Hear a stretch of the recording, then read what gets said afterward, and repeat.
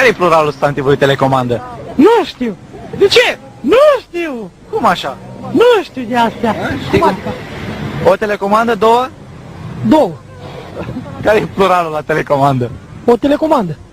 Pluralul? Două Două. Două telecomandă. telecomande?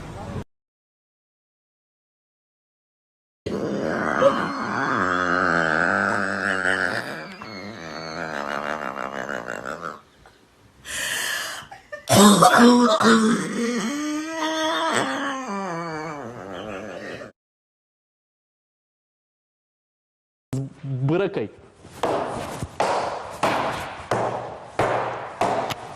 Bun, perfect. Așa. Și acum să-i dau.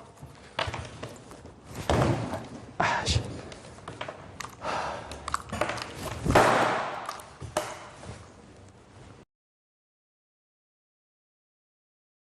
Doamnelor și domnilor, bine ați venit la Dictor 2 ca 19.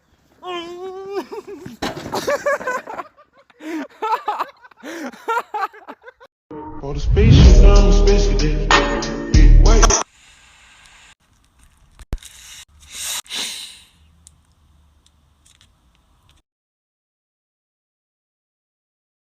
Bună, la ce echipă joci? La FC Cojeasca. Atmosfera e foarte frumos, băieții știe fotbal, joacă de mult. Noi am început la început de carieră, ne-am mișcat frumos. Cu marțienii? Ce e cu ei? Ce sunt? Marțienii? Locuitori după Marte. Nu? Cum i-ați descrie? Unii mai frumoși ca mine și mai frumoși ca mine și mai foarte frumoși ca dumneavoastră. Ce dracu că nu-i nimic acolo, nu s-au dus ăștia, n-a venit niciunul. Cum să descriu eu un marțian? Dă la chel, uitați așa, că zice că ăștia-s deștepți, cu cât nu mai au chel, niște, cum le zicea la ăia, zombii de-aia.